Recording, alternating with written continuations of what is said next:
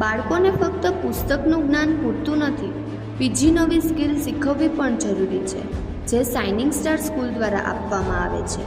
Fire brigade આગ બુઝાવવા સિવાય ઘણા બધા કાર્યો કરે છે, જેવા કે રેસ્ક્યુ ટેન્ડર, જેના દ્વારા બધી જ પ્રકારની બચાવ કામગીરી કરવા માટે હોય છે, જેમાં અકસ્માતમાં ફસાયેલા હોય તેમને બચાવ માટેના સાધનો, ડૂબતા લોકોને બચાવવા માટેના સાધનો, બિલ્ડિંગ કોમ્પ્લેક્સમાં લોકો ફસાયેલા હોય તો તેમને કાઢવા માટેના સાધનો, વાવાઝોડું, વરસાદ જેવી કુદરતી હોનારતો સામે બચાવ કામગીરી કરવા માટેના તમામ સાધનો હોય છે. ફાયર બ્રિગેડને ક્યારે કોલ કરવો?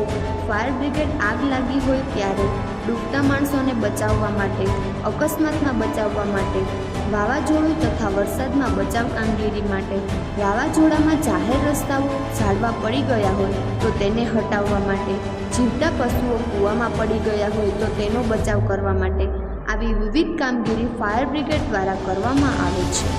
ફાયર બ્રિગેડ ટીમને બોલાવી બાળકોને દરેક જાણકારી આપવામાં આવે છે અને આગથી કઈ રીતે બચવું અને બચાવવા એ આપણી શાઇનિંગ સ્ટાર સ્કૂલ દ્વારા શીખવવામાં આવે છે.